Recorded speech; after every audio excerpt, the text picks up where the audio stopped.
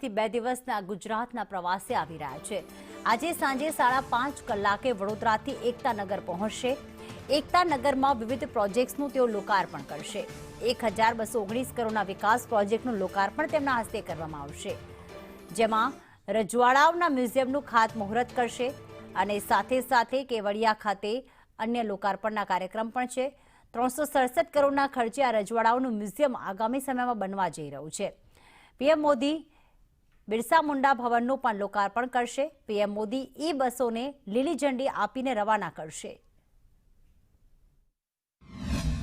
બહુ ભવ્ય સ્વરૂપમાં રાષ્ટ્રીય એકતા દિવસની ઉજવણી કરવામાં આવશે। એમાં બહુ મોટા સ્વરૂપમાં પ્રથમવાર મૂવિંગ પરેડ વગેરે થશે, જેમાં બીએસએફ, સીઆઈએસએફ, આઈટીબીપી વગેરેના કન્ટિન્જન્ટ્સ હશે। એની સાથે 10 ટેબ્લો બનાવવામાં આવ્યા છે। સાથે કલ્ચરલ પ્રોગ્રામ્સ પણ થશે। દર વર્ષની જેમ વિભિન્ન ડેવલપમેન્ટલ પ્રોજેક્ટ્સ જે એકતાનગર ખાતે થઈ રહ્યા છે, એના લોકાર્પણ અને ખાતમુહૂર્ત પણ માનનીય પીએમ સર દ્વારા કરવામાં આવશે।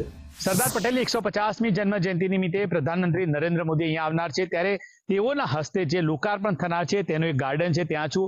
આ જે છે બોન્સાઈ ગાર્ડન છે। અનંત તમે તસવીરમાં જોઈ શકો છો કે બોન્સાઈ ગાર્ડનની અંદર અલગ અલગ પ્રકારના જે બોન્સાઈ જે વૃક્ષો છે એ અહીંયા ખાસ મૂકવામાં આવ્યા છે। પ્રધાનમંત્રી નરેન્દ્ર મોદીના હસ્તે આનું લોકાર્પણ કરવામાં આવશે। તમે જોઈ શકો છો કે સુંદર આ જે દ્રશ્યો છે એ જોવા મળી રહ્યા છે।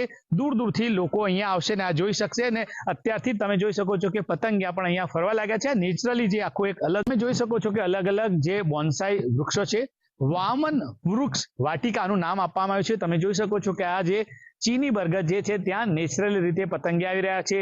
પાકડ એટલે કે અલગ જ પ્રકારના જે વૃક્ષો છે એ બધા જ તમામ જે બોન્સાઈ છે, સેંકડો વૃક્ષો અહીંયા મૂકવામાં આવ્યા છે ને પ્રધાનમંત્રી નરેન્દ્ર મોદીના હસ્તે અહીંયા લોકાર્પણ કરવામાં આવશે। લગભગ 1.5 હેક્ટર વિસ્તારની અંદર સમગ્ર બોન્સાઈ ગાર્ડન બનાવવામાં આવ્યો છે। ત્યાં એક પોન્ડ પણ હશે। એકદમ એટલે કુદરતી સૌંદર્યથી ભરપૂર આ વિસ્તાર બનાવવામાં આવ્યો છે ને વડાપ્રધાન નરેન્દ્ર મોદી આ લોકાર્પણ કરશે ત્યારે પ્રવાસીઓને ખૂબ અહીંયા સરસ મજા આવે એવી આ જગ્યા છે। કારણ કે બોન્સાઈ ગાર્ડન તમે બોન્સાઈ જે વૃક્ષો હોય છે એટલે બોન્સાઈ જે છે તમે 1-2 જોયા છે, પરંતુ અહીંયા સેંકડો અહીંયા લાવવામાં આવ્યા છે અને અલગ અલગ પ્રજાતિના છે, ત્યારે પ્રવાસીઓ માટે પ્રધાનમંત્રી નરેન્દ્ર મોદીના હસ્તે આ લોકાર્પણ થશે।